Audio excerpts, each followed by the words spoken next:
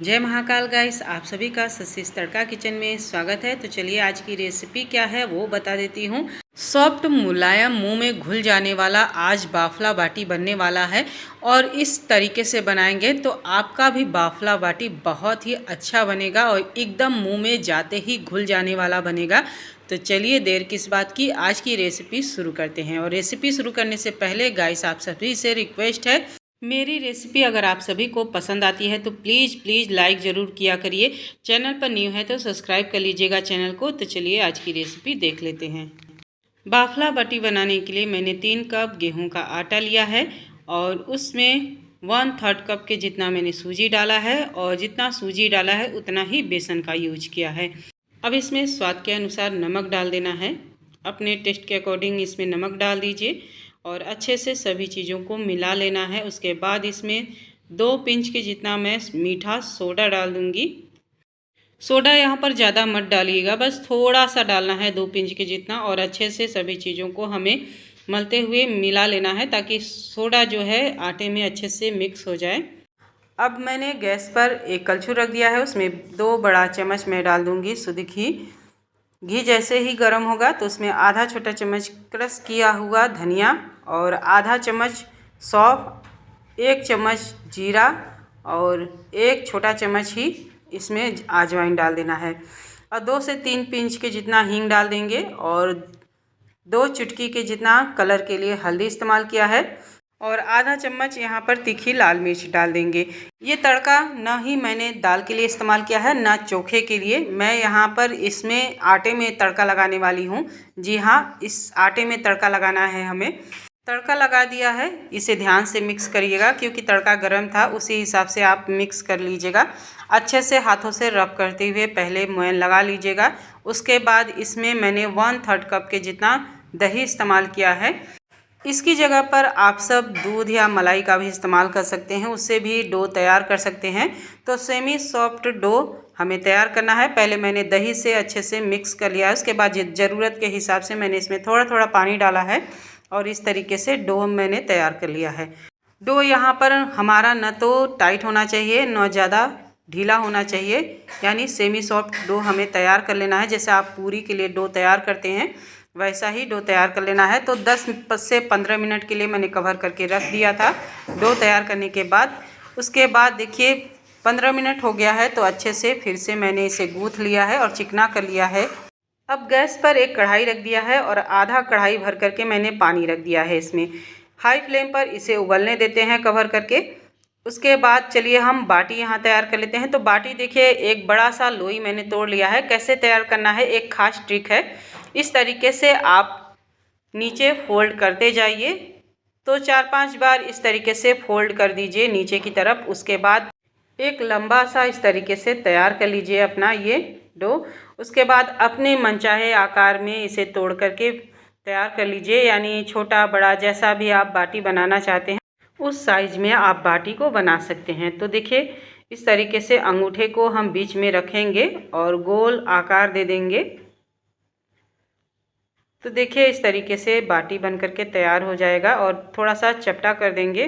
इसी तरीके से बाकी बाटी को भी हमें बना लेना है, बीच में अंगूठा लगाना है और गोल करके इस तरीके से हम बाटी बना करके तैयार कर लेंगे।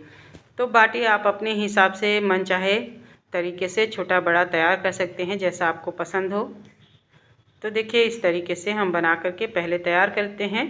उसी तरीके से एक बड़ा लोई लेना है और अंदर की तरफ खींचते हुए इस तरीके से हमें फोल्ड करना है 4 से 5 बार। उसके बाद इसे लंबा कर लेंगे और अपने मनचाहे आकार में तोड़ करके पेड़े तैयार कर लेंगे और अंगूठे से दबाते हुए इस तरीके से बाटी का आकार दे देंगे। बाटी सभी मेरी बन करके तैयार हो गई है। तो चलिए इसको अब पानी में हमें उबालना है। पानी में उबाल आ चुका है, इसी तरीके से पानी हमारा उबलते रहना चाहिए।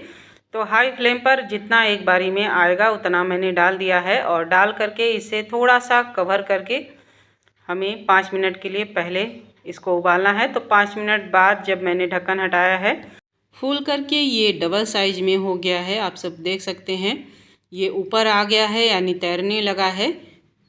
तो इसे अभी 10 मिनट और पकाना है, यानी टोटल हमें 15 मिनट इसे पकाना है। तो जब 5 मिनट हो गया है तो उसके बाद पौने से आराम से इसे मैंने उलट पलट कर दिया है और 10 मिनट बाद देखिए इस तरीके से हमारा बाटी बन करके तैयार हो गया है। तो इस तरीके से एक कांटे वाला चम्मच ले लीजिए, इस तरीके से पिक करके देख लीजिए। तो जब आपका ये चम्मच क्लीन निकले तो समझिए ये बाफला तैयार हो गया है। तो इसे एक प्लेट में निकाल लीजिए और अच्छे से ठंडा करना है। उसी तरीके से देखिए दूसरा बैच भी मैंने डाल दिया है। तो जब तक वो उबल रहा है, तैयार हो रहा है, तब तक इसको देखिए ठंडा कर लेंगे अच्छे से पंखे की हवा में। और इस तरीके से ये अच्छे से ठंडा हो गया है। तो अब हम चलते हैं फिर से गैस की तरफ। अभी एक काम बाकी है बाटी का। तो लो फ्लेम पर एक स्टैंड यानी कड़ा मैंने रख दिया है, जो आप रेगुलर इस्तेमाल करते हैं। कोई और जाली वाली स्टैंड है तो वो भी इस्तेमाल कर सकते हैं बाटियों को सेकने के लिए, या आपको जैसा सुविधा हो वैसा आप सेक लीजिए इन बाटियों को लट पलट करके। तो मेरे पास यही है तो मैं इसी पे सेक लूँगी। और दूसरा तरीका ये है कि आप कुकर में भी इसको सेक सकते हैं, यानी थोड़ा सा घी लगा लीजिए हल्का सा और बाटियों को सेट कर दीजिए उसमें कुकर में, और उलट पलट करके आप कुकर में भी इसे सेक सकते हैं, या फिर आप इस तरीके से स्टैंड पर भी लो फ्लेम पर उलटते पलटते हुए सेक सकते हैं। तो देखिए स्टैंड पर जो है बहुत अच्छे से हो जाता है। बाफला बाटी को सेकने में ज़्यादा जल्दबाजी मत करिएगा, इसे आराम से लो फ्लेम पर सेकने दीजिएगा। थोड़ा सा टाइम लगता है पर लो फ्लेम पर आराम से बाटी जब सेकती है तो बहुत ही सॉफ्ट और मुलायम होती है। तो इस तरीके से जब अच्छे से सिक जाए तो खूब अच्छे से घी लगा दीजिए, या फिर आप ढेर सारे घी में इसे डुबो करके खाना पसंद करते हैं तो डुबो करके भी खा सकते हैं। यानी मेरे कहने का मतलब कि अच्छे से आप घी लीजिए और बाटियों को थोड़ा सा क्रश करके घी में डुबो दीजिए।